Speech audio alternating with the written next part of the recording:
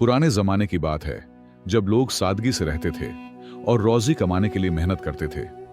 एक छोटे से गांव में अहमद नाम का एक नौजवान रहता था। वह बहुत गरीब था, मगर दिल का बहुत अच्छा था। हर रोज वह अपने वालिदैन की मदद करता और अपनी छोटी सी दुकान पर काम करता था। अहमद के गांव में बहुत से अमीर लोग भी रहते थे, जिनमें सबसे अमीर ताजिर सलीम था। सलीम के पास बहुत सा माल और दौलत थी, मगर वह बहुत लालची था। वह कभी भी गरीबों की मदद नहीं करता था और हमेशा और ज्यादा पैसे कमाने की फिक्र में रहता था। एक दिन अहमद अपनी दुकान पर बैठा हुआ था, जब एक बूढ़ा मुसाफिर उसके सामने आकर रुका। बेटे, मैं 3 दिन से भूखा हूं, क्या तुम मुझे कुछ खाने को दे सकते हो? बूढ़े ने पूछा। अहमद के पास खुद भी बहुत कम था, लेकिन उसने बिना सोचे समझे अपना खाना उस मुसाफिर को दे दिया। मुसाफिर खाना खाकर दुआ देता हुआ चला गया। उसी दिन शाम को वही मुसाफिर सलीम के दरवाजे पर भी गया और मदद मांगी, मगर सलीम ने उसे धुतकार दिया और कहा, मैंने अपनी दौलत मेहनत से कमाई है, भीख मांगने वालों के लिए नहीं। यहां से चले जाओ, वरना मैं अपने नौकरों को बुलाऊंगा। वक्त गुजरता गया और एक दिन गांव में एक बड़ा ताजिर आया जो शहर से था। उसने ऐलान किया कि वह ऐसे शख्स की तलाश में है जो उसके कारोबार को संभाल सके। वह ऐसे शख्स को बहुत अच्छी तनख्वाह देगा। गांव के बहुत से लोगों ने इस मौके के लिए दरख्वास्तें दी, जिनमें अहमद और सलीम भी शामिल थे। ताजिर ने सबको एक एक करके बुलाया और उनसे मुख्तलिफ सवाल पूछे। सलीम अपनी दौलत और तजुर्बे का जिक्र करते हुए बहुत फख्र से बात कर रहा था। जब अहमद की बारी आई तो वह सच्चाई से बोला, मैं बहुत अमीर नहीं हूं, मगर मैं ईमानदारी से काम करता हूं और लोगों की मदद करना मेरी फितरत है। ताजिर ने सबकी बातें सुनी और फिर एक इम्तिहान लेने का फैसला किया। उसने हर शख्स को एक थैली दी जिसमें सोने के सिक्के थे और कहा, यह मेरी अमानत है। 1 हफ्ते बाद मैं वापस आऊंगा और देखूंगा कि आपने इस अमानत का क्या किया। सलीम यह सोचकर खुश था कि उसे एक बड़ा मौका मिल गया है। उसने सिक्कों की थैली को लेकर फैसला किया कि वह इससे फायदा उठाएगा। उसने सोचा, ताजिर वापस आएगा तब मैं उसे उतने ही सिक्के वापस कर दूंगा और जो फायदा होगा वह मैं अपने पास रख लूंगा। दूसरी तरफ अहमद ने अमानत को बड़ी एहतियात से संभाल कर रख दिया। उसने सोचा, यह मेरी अमानत है और मैं इसमें से एक सिक्का भी नहीं लूंगा। अमानत में खयानत करना बहुत बड़ा गुनाह है। उसने थैली को अपने घर में एक महफूज जगह पर रख दिया और रोजाना अपनी आम जिंदगी जीता रहा। हफ्ता गुजरने लगा और गांव में अफवाहें फैलने लगीं कि सलीम ने अमानत के सिक्कों से कारोबार शुरू कर दिया है। कुछ लोग उसे होशियार समझ रहे थे, जबकि कुछ उसकी नीयत पर शक कर रहे थे। अहमद खामोशी से अपना काम करता रहा, लेकिन उसके दिल में फिक्र थी कि कहीं सलीम की वजह से ताजिर सारे गांव वालों को बेईमान न समझ ले। हफ्ता गुजर गया और ताजिर वापस आया। उसने सबको एक जगह जमा किया और कहा, मैं आप सबको आजमाना चाहता था। ताजिर की आंखों में चमक थी। सबसे पहले उसने सलीम को बुलाया और पूछा, मैंने जो अमानत आपके सुपुर्द की थी वह कहां है? सलीम ने घबराते हुए थैली पेश की। ताजिर ने थैली खोली और सिक्के गिनने लगा। उसके चेहरे पर मायूसी छा गई। सलीम, यहां कुछ सिक्के कम हैं। सलीम पसीने से तर हो गया। मैंने सोचा था कि अगर मैं इस अमानत से तिजारत करूं तो आपको भी फायदा पहुंचाऊंगा, मगर मैं नुकसान में चला गया। ताजिर ने ठंडी आह भरी। अमानत में खयानत करना कैसे फायदा पहुंचाना हुआ? फिर उसने अहमद को बुलाया। अहमद ने झुकते हुए थैली पेश की और कहा, यह आपकी अमानत बिल्कुल वैसी ही है जैसी आपने दी थी। मैंने इसका एक सिक्का भी इस्तेमाल नहीं किया। ताजिर ने अहमद की थैली खोली और मुस्कुराया। मुझे पता था कि तुम ईमानदार हो। उसने अहमद को अपने पास बिठाया और कहा, मैं तुम्हें अपना कारोबार सौंपना चाहता हूं। यह सुनकर सब हैरान रह गए, खास तौर पर सलीम, जिसे अपनी आंखों पर यकीन नहीं आ रहा था। ताजिर ने वजाहत की, मुझे ऐसा शख्स चाहिए जिस पर मैं अपना कारोबार भरोसे के साथ छोड़ सकूं। फिर उसने सबके सामने खुलासा किया कि वह बूढ़ा मुसाफिर कोई और नहीं, बल्कि वही ताजिर था जो भेस बदलकर गांव में आया था। ताजिर ने सबको बताया, मैं देखना चाहता था कि कौन इंसानियत और मदद की खातिर आगे बढ़ता है और कौन सिर्फ अपना फायदा सोचता है। सलीम सर झुकाए वहां से चला गया, जबकि अहमद के चेहरे पर हैरत और खुशी के मिले जुले जज्बात थे। अहमद की जिंदगी बदल गई। उसने ताजिर के साथ शहर जाने का फैसला किया, लेकिन जाने से पहले उसने अपने वालिदैन के लिए एक अच्छा मकान बनवाया और गांव के गरीबों के लिए चंदा दिया। उसका ख्याल था कि अल्लाह ने उसे जो नेमत दी है वह दूसरों तक भी पहुंचे। दूसरी तरफ सलीम अपनी नाकामी से बहुत परेशान था। उसने सोचा कि उसकी गलती यह थी कि वह पकड़ा गया, गलती करना नहीं। उसने अपने कारोबार में और ज्यादा फरेब और धोखा शुरू कर दिया। लोगों ने उससे सामान खरीदना कम कर दिया, मगर उसने अपनी गलती नहीं मानी। 10 साल गुजर गए।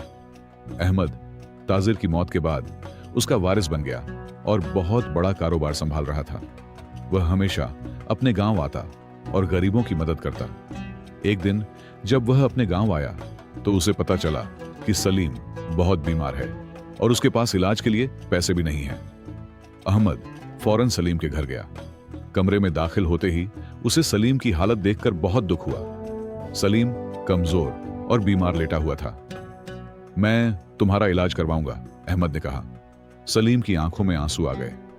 मैंने तुम्हारे साथ बहुत बुरा किया था, तुम मुझे माफ कर दो, अहमद ने मुस्कुराते हुए कहा। माफी अल्लाह की सिफत है। अहमद ने सलीम के इलाज का सारा इंतजाम किया, बेहतरीन डॉक्टर बुलवाए और दवाइयां मंगवाई। सलीम की हालत आहिस्ता आहिस्ता बेहतर होने लगी। सलीम के दिल में अहमद की मोहब्बत पैदा हो गई थी। वह सोचता रहता कि कैसे उसने अहमद के साथ बुरा सलूक किया था, लेकिन अहमद ने उसे माफ कर दिया। एक दिन जब सलीम की तबीयत कुछ बेहतर थी, अहमद उसके पास बैठा हुआ था। सलीम ने कमजोर आवाज में कहा, मैं अपनी जिंदगी बदलना चाहता हूं, मुझे एक मौका दो।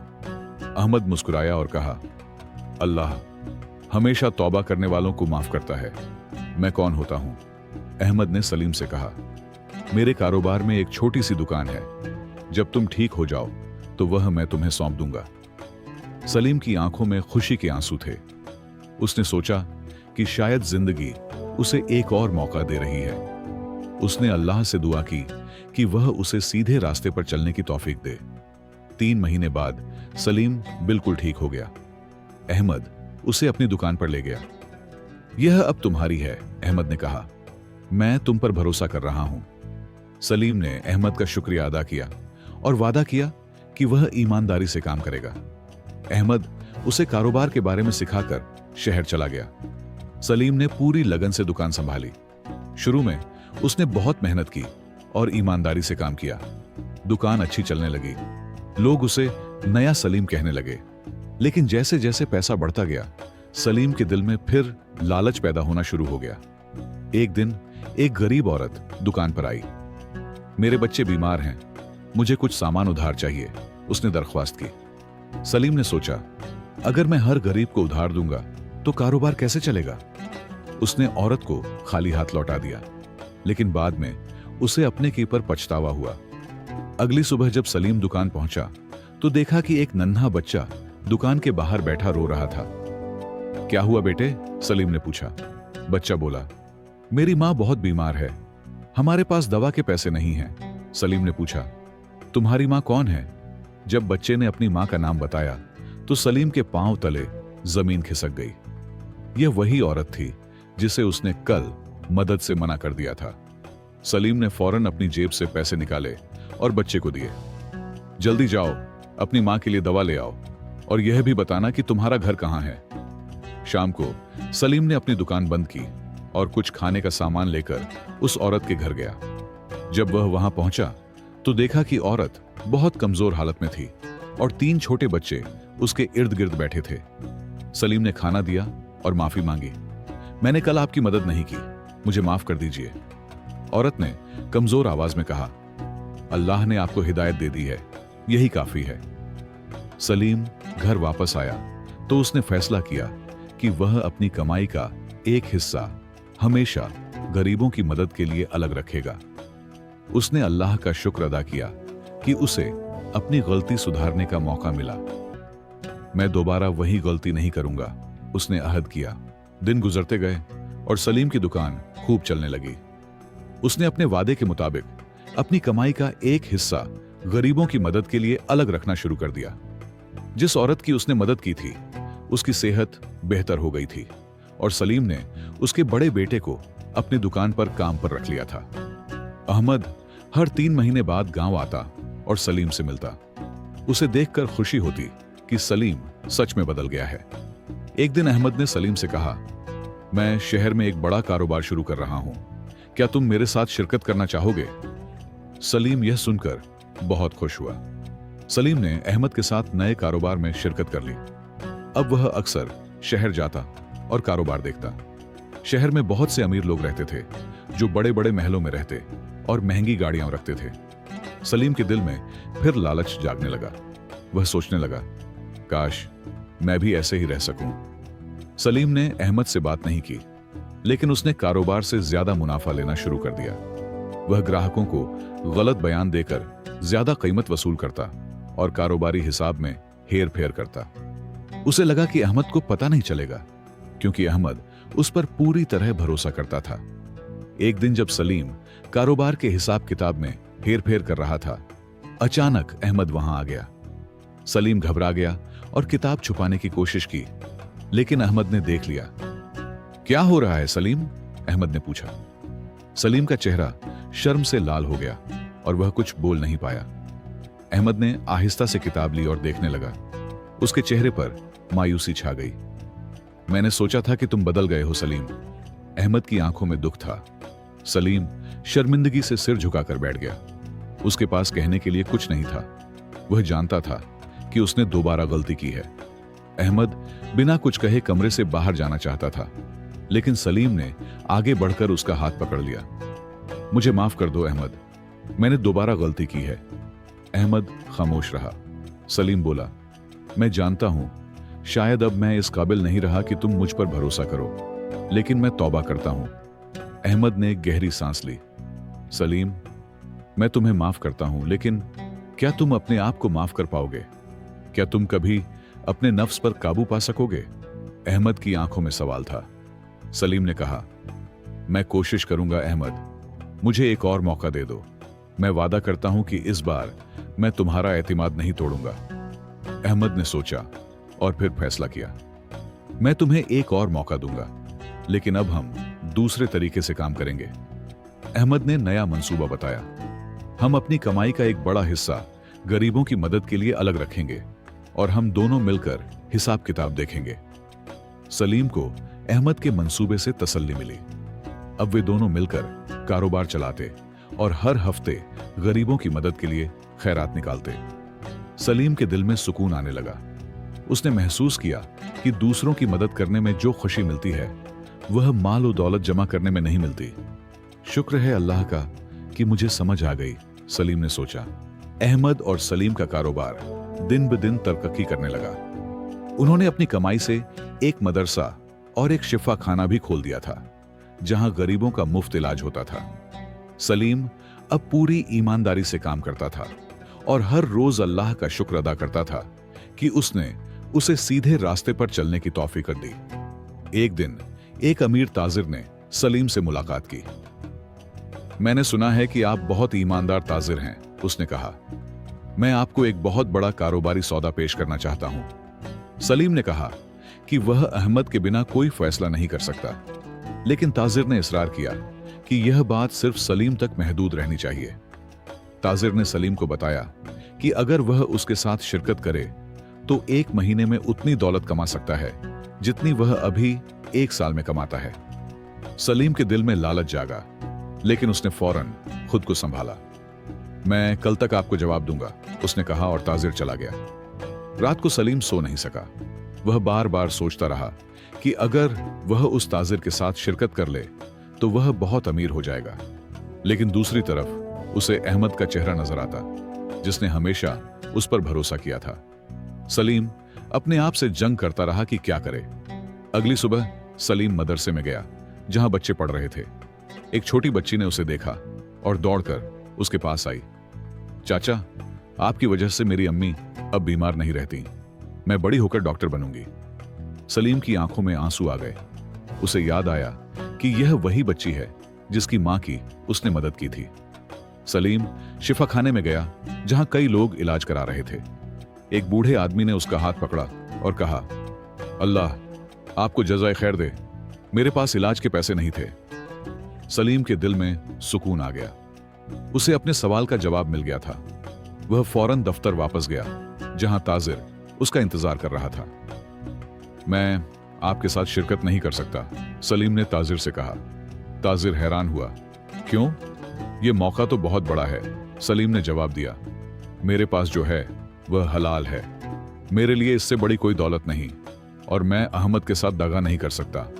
ताजिर घबरा गया और उसका चेहरा सुर्ख हो गया। तुम पछताओगे, वह चिल्लाया। उसी वक्त अहमद कमरे में दाखिल हुआ। क्या हो रहा है? उसने पूछा। सलीम ने सारा किस्सा बता दिया। अहमद ने मुस्कुराते हुए सलीम का कंधा थपथपाया। मुझे तुम पर फख्र है सलीम, तुम सच में बदल गए हो। ताजिर जाने लगा तो अहमद ने उसे रोका। ठहरो, मैं जानता हूं तुम कौन हो। तुम कई ताजिरों को धोखा दे चुके हो। ताजिर ने चौंक कर अहमद को देखा। अहमद ने कहा, मैंने तुम्हारा पता लगाने के लिए अपने आदमी भेजे थे। मैं चाहता था कि सलीम खुद फैसला करे, और वह कामयाब हुआ। ताजिर शर्मिंदा होकर वहां से चला गया। सलीम हैरान था। तुम जानते थे कि वह मुझे धोखा देना चाहता है? अहमद ने कहा।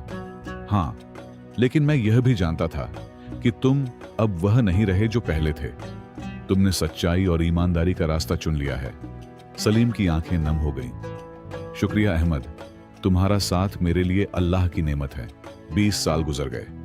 अहमद और सलीम का कारोबार पूरे मुल्क में फैल गया था। दोनों ने अपनी दौलत से मदरसे, शिफाखाने और मुसाफिर खाने बनवाए थे। सलीम अब एक मुहतरम शख्सियत बन चुका था और लोग उसकी ईमानदारी की मिसाल देते थे। कोई नहीं जानता था कि कभी वह एक लालची और बदअखलाका व्यक्ति था। एक दिन अहमद ने सलीम को बुलाया और कहा कि वह बूढ़ा हो गया है और अब अपना सारा कारोबार सलीम के नाम करना चाहता है। सलीम हैरान रह गया। मेरे पास तो पहले ही बहुत कुछ है, तुम अपने बेटों को दे दो। अहमद ने मुस्कुराकर कहा, मेरे बेटे अपनी राह चुन चुके हैं, तुम ही मेरे सच्चे वारिस हो। सलीम ने अहमद की पेशकश स्वीकार कर ली, लेकिन उसने एक शर्त रखी कि कारोबार की आमदनी का बड़ा हिस्सा हमेशा गरीबों की मदद पर खर्च किया जाएगा। अहमद खुश हुआ। उसने सलीम को गले लगा लिया और कहा, मैं जानता था कि तुम मेरी उम्मीद पर पूरे उतरोगे। 1 साल बाद अहमद का इंतकाल हो गया। पूरे शहर में शोक छा गया। सलीम अहमद की मयत के पास बैठा रो रहा था। आपने मुझे नई जिंदगी दी, मैं कभी आपका एहसान नहीं भूलूंगा। वह सोच रहा था कि अगर अहमद न होता तो वह कहां होता, शायद कहीं सड़क पर भीख मांग रहा होता। अहमद की वफात के बाद सलीम ने अपना सारा समय कारोबार और खैराती कामों में लगा दिया। वह हमेशा अहमद की सीखी हुई बातें याद रखता। दौलत एक अमानत है, इसे अल्लाह की राह में खर्च करो। सलीम ने गरीबों की मदद के लिए एक बड़ा संस्थान बनाया और उसका नाम अहमद ट्रस्ट रखा। 10 साल गुजर गए। सलीम भी अब बूढ़ा हो गया था। एक दिन उसकी दुकान पर एक नौजवान आया। मैं आपके पास नौकरी के लिए आया हूं, उसने कहा। नौजवान बहुत गरीब लग रहा था। उसके कपड़े फटे हुए थे। सलीम ने उसे नौकरी दे दी क्योंकि उसे अपना पुराना समय याद आ गया। वक्त गुजरता गया और नौजवान सलीम का सबसे भरोसेमंद कर्मचारी बन गया।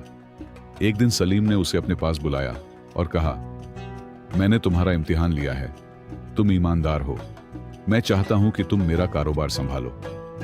नौजवान की आंखों में आंसू आ गए। आप मुझ पर इतना बड़ा भरोसा कर रहे हैं, सलीम ने मुस्कुराते हुए कहा। मैं जानता हूं कि तुम कौन हो। तुम उस औरत के बेटे हो जिसे मैंने बहुत साल पहले मदद से मना कर दिया था और फिर बाद में मदद की थी। नौजवान हैरान होकर सलीम को देखने लगा। आपको याद है, मेरी मां हमेशा आपकी दुआ करती थी। सलीम ने नौजवान का कंधा थामते हुए कहा, मैं अपनी गलतियों से सीखा हूं। कभी कभी हम गलत रास्ता चुन लेते हैं, मगर अल्लाह हमें वापस आने का मौका देता है। फिर उसने अपनी पूरी कहानी नौजवान को सुनाई, कैसे वह लालची था और कैसे अहमद ने उसे सीधा रास्ता दिखाया। 1 साल बाद सलीम का इंतकाल हो गया। वह अपने बिस्तर पर लेटा हुआ था। उसके पास वह नौजवान और गांव के बहुत से लोग थे। सलीम ने आखिरी सांस लेते हुए कहा, मेरी जिंदगी का आखिरी अंजाम वह नहीं हुआ जो मैंने सोचा था। मुझे एक ऐसी जिंदगी मिली जिसमें मैंने दूसरों की मदद की। यही असली दौलत है। नौजवान ने वादा किया कि वह सलीम और अहमद की रिवायत को आगे बढ़ाएगा।